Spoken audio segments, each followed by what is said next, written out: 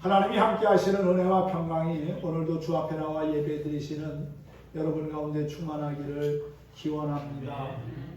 교회 주변에 아카시아 향이 머리를 맑게 하고 또 우리의 기분을 업시키는 것 같습니다. 한번 옆에를 보십시오. 아카시아 향이 좀 이렇게 느껴지는 것 같지 않습니까? 그런데 좀 너무 아쉬운 느낌이 있습니다. 일주일을 채 가지 못한다는 거지요. 조금 있으면 팝콘처럼 아마 후루 떨어질 겁니다. 한 달 정도 꽃이 계속 향을 내면서 유지하면 참 좋겠다는 그런 생각을 요맘때 늘 해봅니다.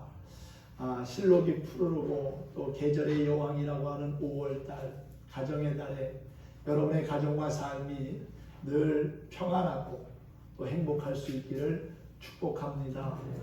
오늘 특별히 존 웨슬리 목사 회심 기념주일입니다. 감리교 창시자인 웨슬리 목사가 뜨거운 마음과 열정을 가지고 영국을 변화시키고 또한 복음의 사람으로 일생을 헌신하며 살았던 것처럼 우리도 성령의 뜨거운 마음을 가지고 영혼을 구원하는 일에 다시금 힘쓰고자 결단하는 귀한 시간이 되었으면 합니다. 오늘 사도행전 9장 1절에서 9절의 말씀을 함께 보면서 내 인생 최고의 만남이라는 주제로 함께 은혜를 나누고자 합니다. 모든 역사는 만남을 통해서 시작이 됩니다. 예수님을 믿으면 내 삶에 놀라운 역사가 일어납니다. 죄사함과 구원의 은총을 받기 때문입니다. 그리고 예수님 만나면 새로운 삶이 시작됩니다.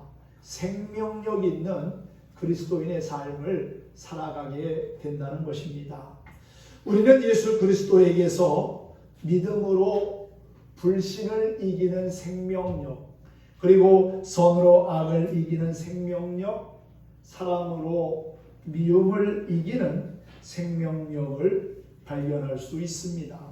예수 그리스도를 마음으로 믿고 입으로 고백하여 구원을 얻으면 생명력이 있는 그리스도인으로 살아갈 수 있다는 겁니다. 살았으나 죽은 것 같은 그러한 삶을 우리가 결코 살아서는 안 될 겁니다.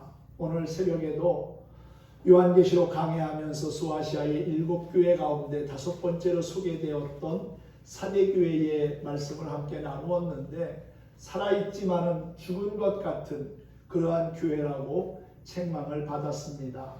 행위의 온전함이 없었기 때문이라는 겁니다. 여러분, 우리의 신앙과 믿음이 겉으로 보기에는 살아있는 것 같은데 그 내면은 죽어있고 생명력을 잃은 그러한 그리스도인의 모습이 아니라 정말 하나님이 우리 안에서 내주하시고 역사하시는, 그래서 하나님의 선한 뜻을 이루어가는 생명이 넘치는 그리스도인의 모습이 우리에게 있기를 소망합니다. 할렐루야.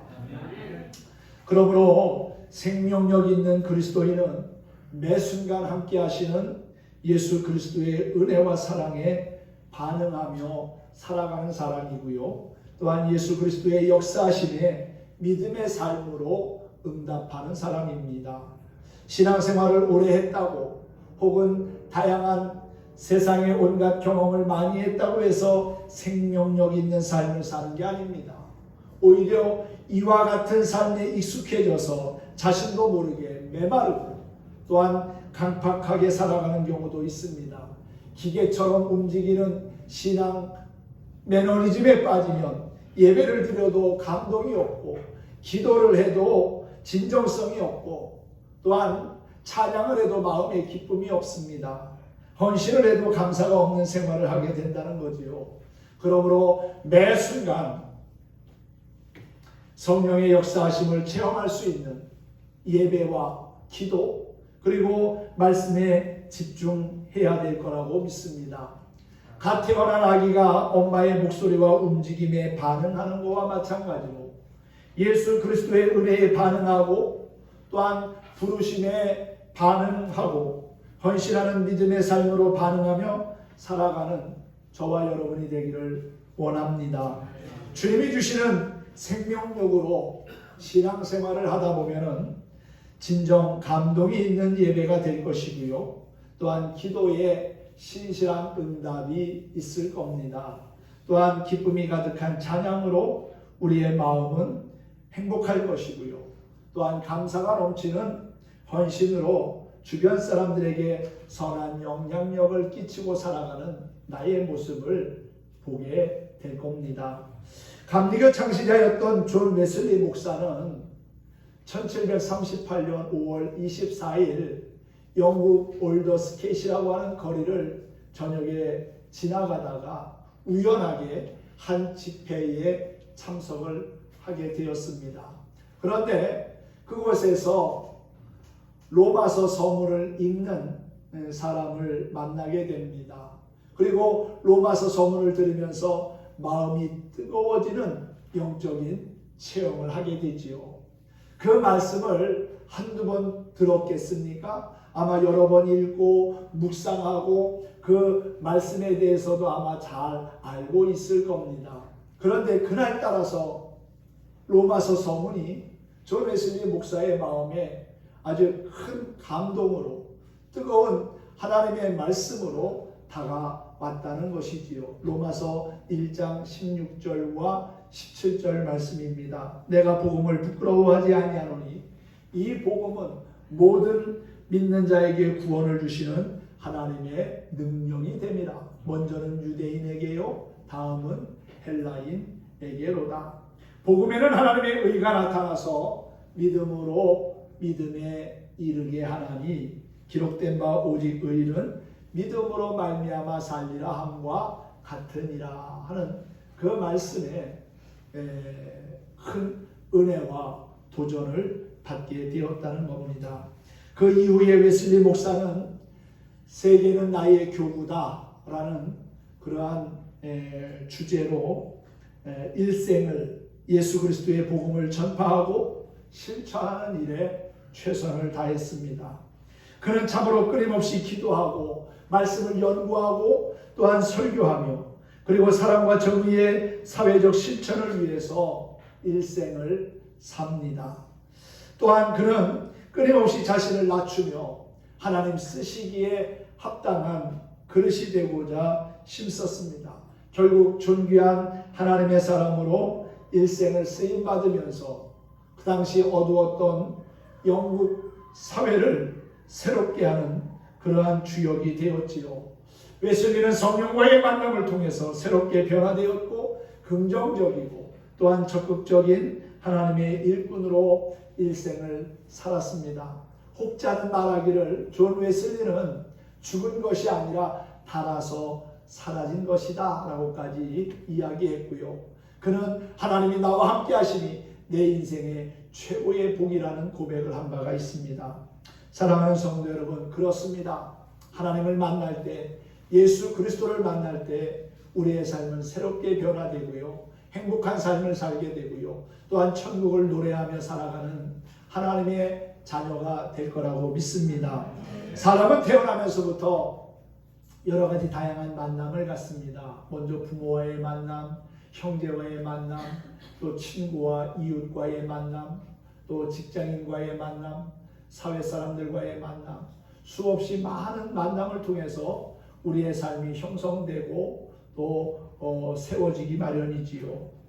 세상을 살아가는 동안에 누구를 만나느냐 하는 것은 참 중요한 문제 가운데 하나라고 봅니다.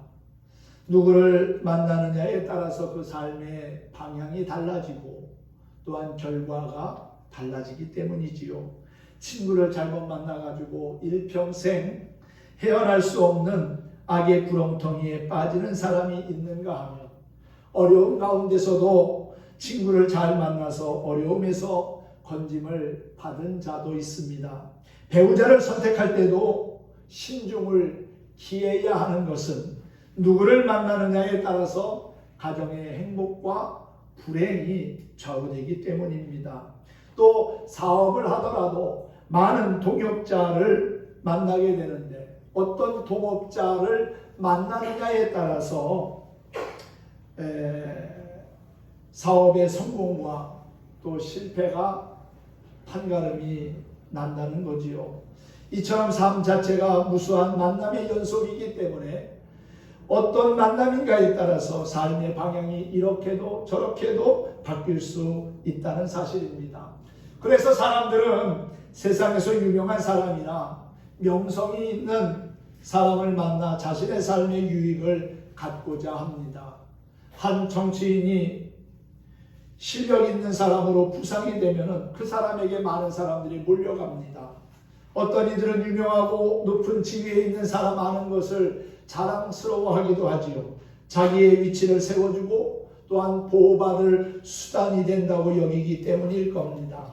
그러면 사람들이 각각 중요하게 여기는 만남 가운데 최고의 만남, 가장 좋은 만남은 어떤 만남일까요? 우리가 살아가면서 꼭 만나야 할 대상이 있습니다. 그분이 바로 하나님의 아들이신 예수 그리스도입니다.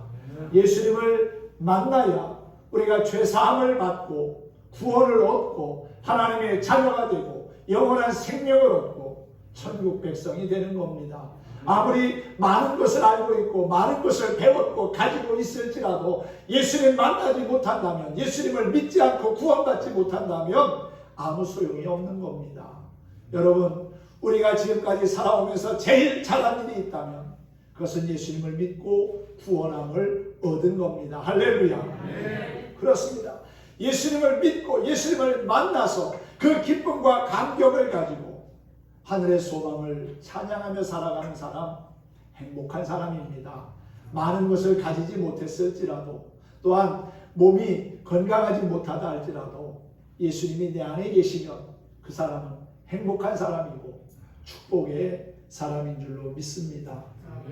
예수님과의 만남은 가장 위대하고 영광스러운 만남이고요, 축복의 만남입니다. 세상에 많은 유명인을 알아도 예수님 모르면 아무 소용없습니다. 그러나 예수님을 만나 그와 깊이 사귐이 있는 사람은 인생을 성공되게 하는 자며 영원한 삶까지 그분의 책임과 보호 아래 인도함을 받게 된다는 것이지요. 여러분, 사람과의 만남은 한계가 있습니다. 그리고 언젠가는 끊어집니다. 지금은 우리가 이렇게 건강하게 생활하니까 오래오래 죽지 않고 살 것 같지만 언젠가 하나님이 우리를 부르시면 우리는 모두가 다 가야 하는 인생들입니다. 시편 기자는 말하지요. 우리의 연수가 70이요 강건하면 80이라도 그 시간이 신속히 지나간다고 했습니다. 수고와 슬픔으로 얼룩진 인생을 산다는 거지요. 누구나 다 100년 미만의 삶을 삽니다. 과학과 의술이 발전한다고 해도 100살 넘어 사는 사람 그렇게 많지 않습니다. 그리고 100년을 산다 한들 얼마나 건강하게 살 수가 있겠습니까? 20, 30대처럼 그렇게 활발하게 건강한 삶을 살겠습니까? 그렇지 못하다는 거예요. 우리의 인생은 언젠가는 헤어져야 하는 인생입니다. 그래서 불완전한 그러한 인생이지요. 만남도 역시 마찬가지입니다. 그런데 예수 그리스도와의 만남은 불완전한 만남이 아닙니다. 완전한 만남입니다. 그리고 그 만남은 끊어지지 않는 영원한 만남이라는 거지요. 하나님 나라까지 쭉 이어지는 영원한 만남. 그 예수 그리스도와의 만남, 인격적인 만남이 우리 안에 있어야 합니다. 그래야 우리의 신앙생활이 기쁘고 즐겁고 행복한 것이지요. 예수 믿으면서도 주님과의 만남이 없다면 그 신앙생활은 참으로 피곤하고 힘든 신앙생활이 될 수밖에 없을 겁니다. 여러분, 예수님과의 만남을 통해서 여러분들의 삶이 더욱더 행복해지고 아름다워지고 빛을 발하는 그리스도인의 삶이 되었으면 합니다. 성경은 예수 그리스도를 만난 사람들의 이야기입니다. 오늘도 성경의 인물처럼 많은 사람들이 예수님을 믿고 예수님을 만나고 삶의 새로운 전환점을 경험하고 있지요. 성경은 한 시대에 지나간 이야기가 아니라 지금도 믿는 자에게 그대로 이루어지며 또한 경험되어지는 살아있는 하나님의 말씀이라는 사실입니다. 예수 그리스도, 그분은 지금도 살아계십니다. 단순히 역사 속에서 살다가 죽은 일반적인 성인이 아니라는 거지요. 죽음에서 부활하시고 지금도 성령으로 모든 사람과 만나주고 계시고 은혜와 자비를 베푸시는 참 좋으신 하나님이십니다. 하나님은 우리의 인생을 누구보다도 잘 아시기에 우리의 연약함과 부족함도 아시기에 독생자 예수 그리스도를 보내주셔서 죄에서 자유함을 얻게 하셨고 구원을 받게 하신 겁니다.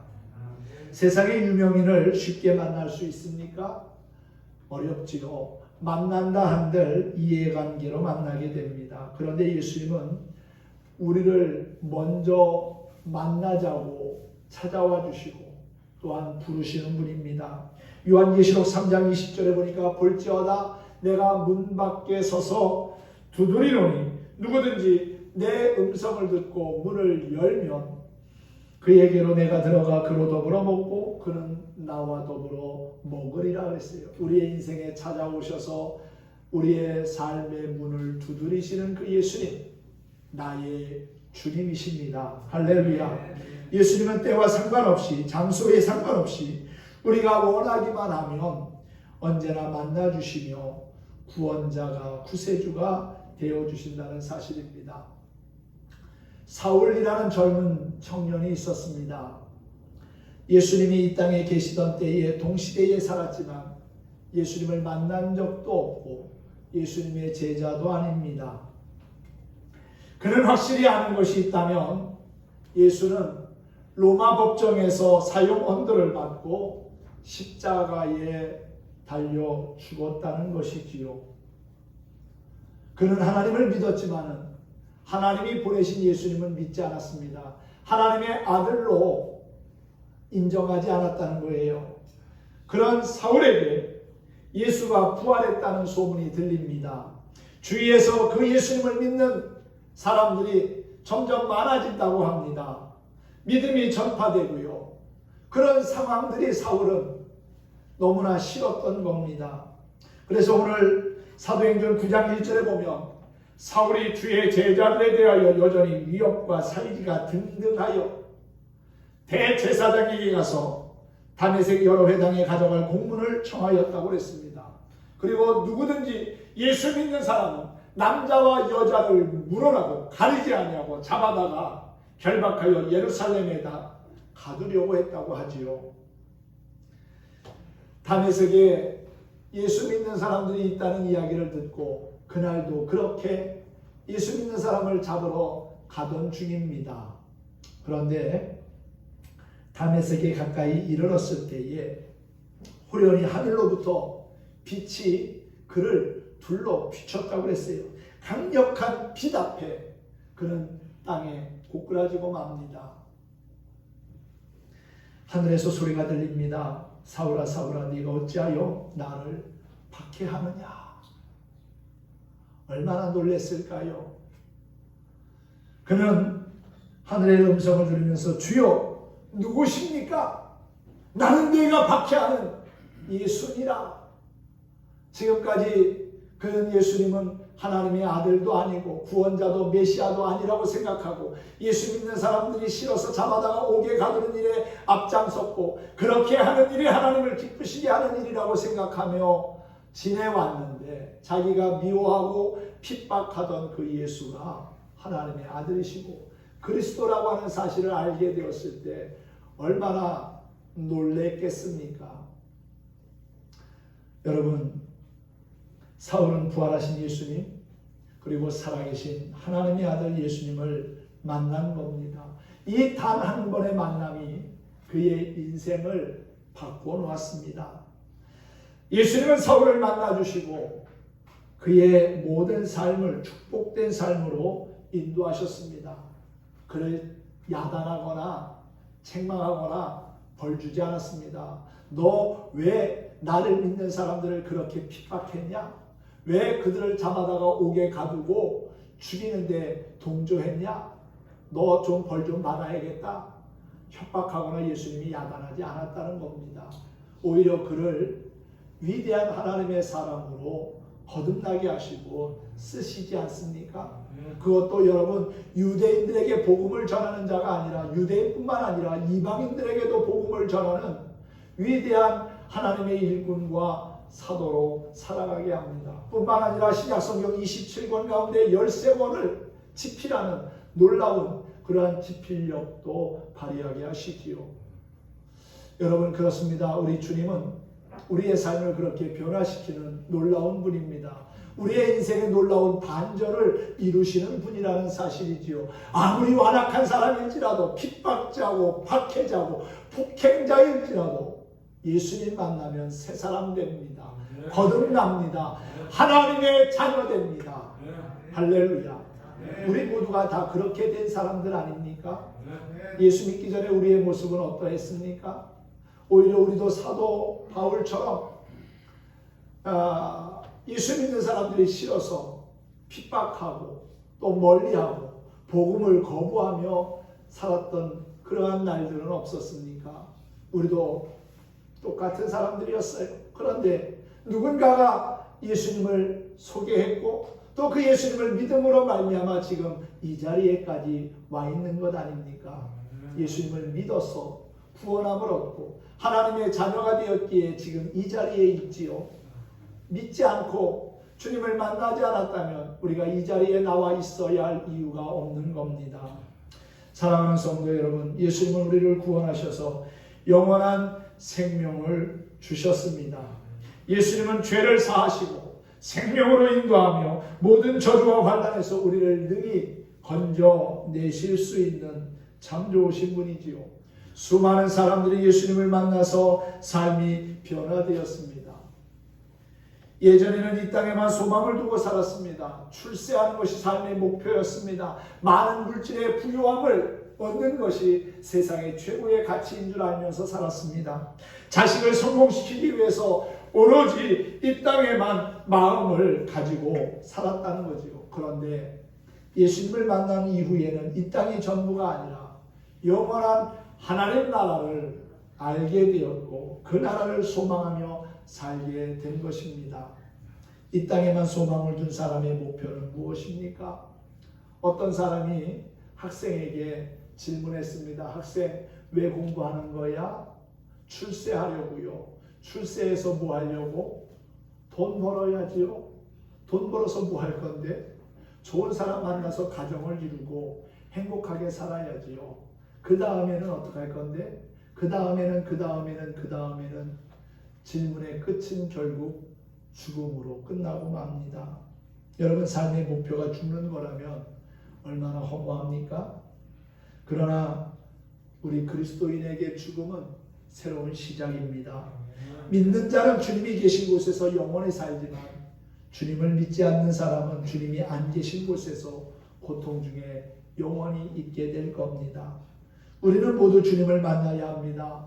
믿는 자가 세상을 떠날 때 소망이 있는 이유가 바로 그것이지요. 예수님과의 만남, 이 위대한 만남은 그 누구도 끊을 수 없다고 성경은 우리에게 말씀하고 있지 않습니까? 사도 바울이 로마에 보낸 편지에서 이렇게 소개한 바가 있습니다. 로마서 8장 35절인데요. 누가 우리를 그리스도의 사랑에서 끊으리요? 환난이나 곤고나 핍박이나 기근이나 적신이나 위험이나 칼이랴. 그 누구도 그 무엇도 우리를 그리스도의 사랑에서 끊을 수 없다고 그렇게 분명하게 말했지요. 주님을 만나지 못하는 것은 죄 때문이 아니라 아직도 내 힘으로 내 지식과 물질로 무언가를 이룰 수 있다고 하는 고집과 교만 때문은 아닙니까? 여러분, 우리가 예수 그리스도를 영접하고 또한 그분을 만나고 그분의 인도하심을 받고자 힘써야 될 이유가 있다면 그분이 우리의 구원자시고 영원한 생명이 되시기 때문입니다. 내 삶의 길과 진리와 생명이 되시는 그분은 지금도 성령을 통해서 우리의 삶을 끊임없이 새롭게 하시고 삶의 놀라운 반전을 이루신다는 사실이지요. 예수님을 만날수록 기쁨과 평안, 감격, 복된 생활이 더해집니다. 요한일서 1장 1절에서 4절에서 예수님의 제자인 요한, 태초에 말씀하시던 그분을 눈으로 보았고 만졌다고 했어요. 생명이 나타났는데 바로 아버지와 함께 계시다가 우리 가운데 나타나신 예수가 바로 그분이라고 고백한 바가 있습니다. 예수님을 사귀면 기쁨이 충만하게 될 것이라고 했습니다.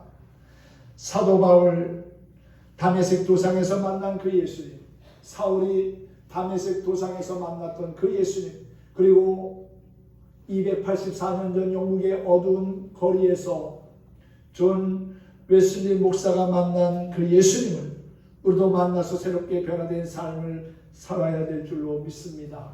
지금도 주님은 우리를 만나기 원하십니다. 우리의 마음의 문을 두드리고 계십니다. 마음의 문을 활짝 열고 내 마음에 그분을 영접하면 그 다음부터는 주님이 알아서 내 삶을 이끌어 가시고 주장하실 것이라는 사실입니다. 예수님을 만나십시오. 주님의 풍성한 사랑과 부유함을 누릴 수 있기를 바랍니다. 우리의 삶이 성공되게 하는 길이고 금세와 내세가 보장된 영원한 약속이 바로 예수님 안에 있습니다. 예수님과의 깊은 사귐으로 영혼이 잘되고 범사가 잘되고 형통한 삶의 주인공으로 쓰임받는 저와 여러분 모두가 되기를 간절히 소망합니다. 오늘도 함께 찬양하면서 말씀을 마치겠습니다. 낙엽처럼 살아온 내 모습이 부끄러워라고 하는 찬양을 우리가 함께 부르면서 오늘 말씀을 마치도록 하겠습니다. 찬양 가사를 여러분 잘 음미하면서 함께 부르면 더 큰 은혜가 있게 될 줄로 믿습니다. 함께 찬양하겠습니다.